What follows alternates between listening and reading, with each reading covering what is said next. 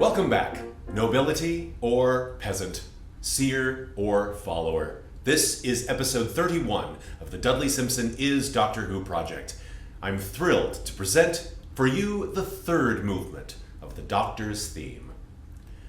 Unlike the first two movements, where multiple stories provided musical sources, this short interlude comes from a single scene in Part 4 of the Masque of Mandragora, the opening story of Season 14. The TARDIS is unknowingly hijacked by a ball of energy from the Mandragora helix, bringing the Doctor and Sarah to 15th century Italy. They must join forces with the Duke Giuliano and his man Marco against the evil Count Federico, the Duke's uncle and would-be usurper. But this is no story of petty power struggles. The helix energy is no random phenomenon, but a powerful, malevolent intelligence that embeds itself within the brethren of the cult of Demnos, and specifically in their leader, the court astrologer and seer, Hieronymus. If the helix can conquer Earth, then the Renaissance will never happen, and humanity may be trapped in ignorance and superstition forever. The Doctor discovers that the Brethren's attack is timed to a lunar eclipse, and in this scene, the Doctor is using telescopes, astrolabes, and other scientific instruments of the period to calculate the exact timing. He also uses quill and ink, and his brain.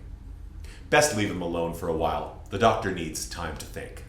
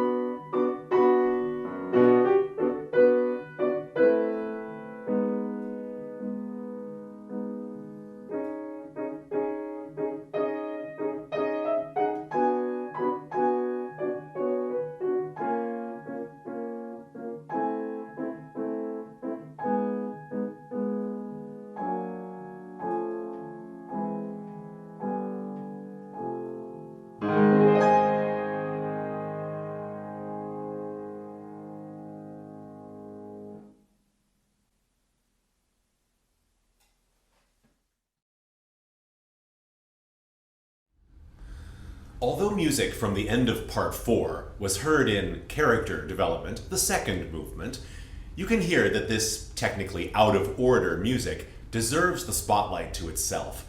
Its lilting rhythm and charming melody of keyboard answered by oboe is unique in Simpson's Doctor theme pieces. Notice I say keyboard just now. That's because I often have a little uncertainty as to which precise instrument is being used.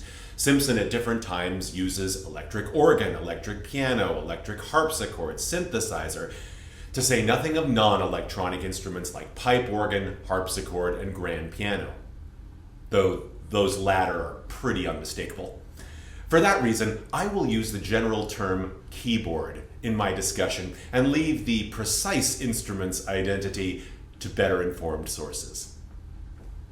The piece is in the 12/8 time signature, a 4-beat triple meter, 4 times 3 is 12, characterized by a rocking rhythm, long, short, long, supporting much of the piece.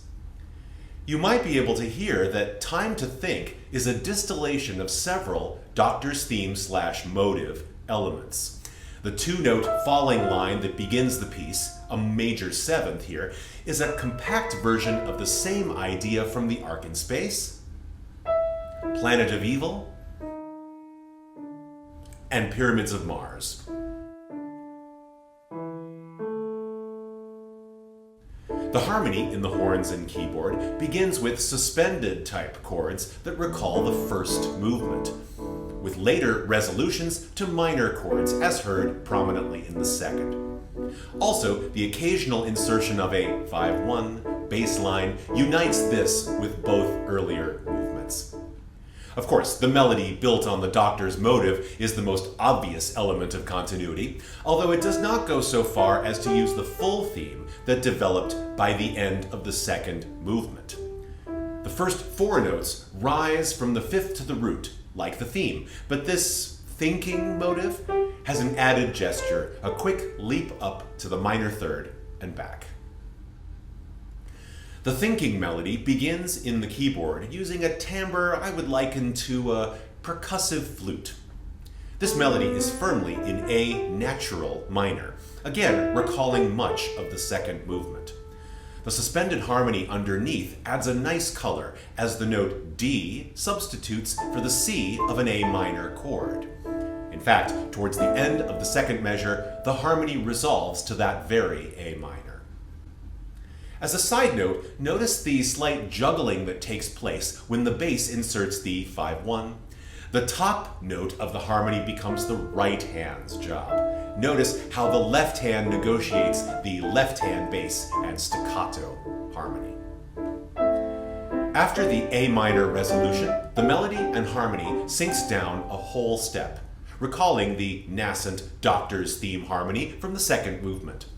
However, the thinking motive is still in charge, so it's heard again on G Dorian minor. The suspended harmony sinks a whole step again, but after a moment's silence, a contrasting oboe melody answers, sweetly but insistently. It maintains a G minor sound despite the shifted harmony. Then, the harmony shifts again, in fact, another whole step, but this is obscured by a jump in register. Above, the oboe melody continues, and together makes a bright A-flat major with added ninth. The oboe melody rises stepwise up to F, while the accompaniment has the dramatic twist of a clustered harmony that adds up to C-flat, or B, major 7, flat 5. Though, with 2 common tones of the previous harmony, this is a little more understandable as an A-flat minor chord, without the A-flat.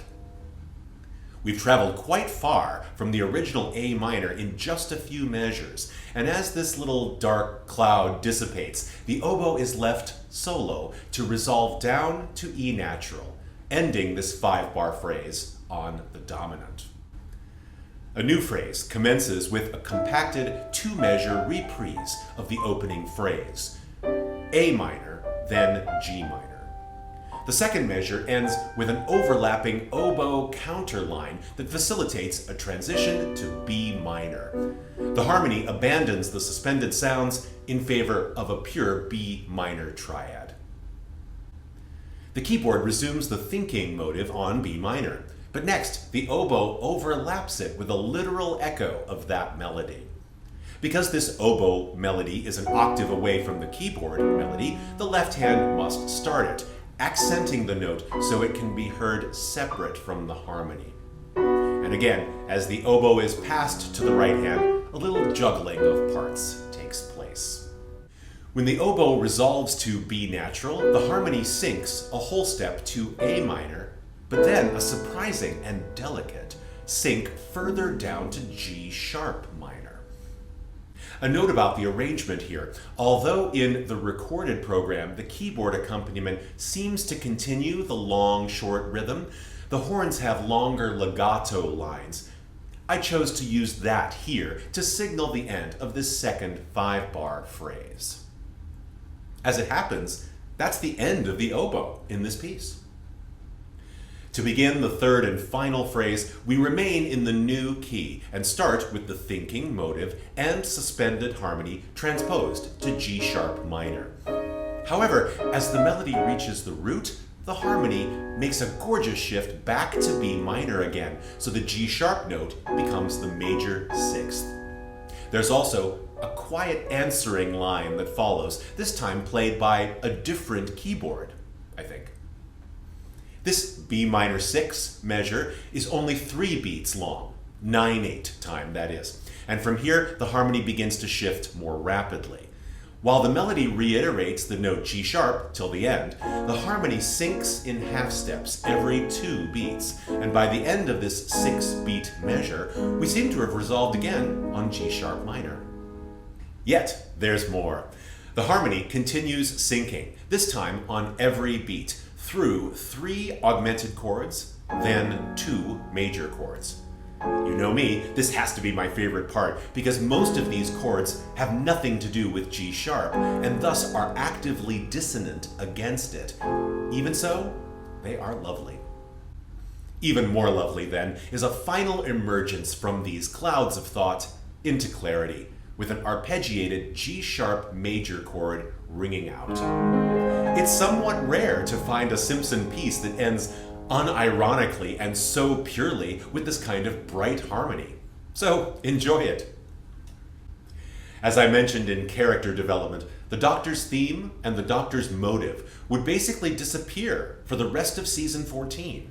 So now we begin that period of gestation until the mature versions of the theme emerge. Because such iterations occur in seasons 15 through 17, the final movement of the Doctor's theme was one of the last original run transcriptions I finished. So it'll be several episodes before its turn. Be patient, I promise it will be worth it.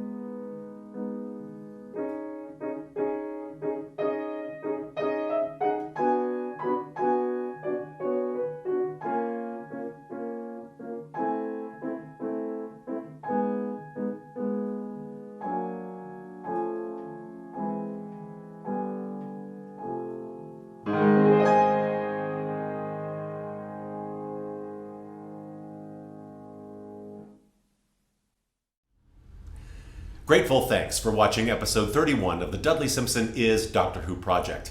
Next time, more season 14 music, more pipe organ music. Subscribe, like, share, and comment. See you next time.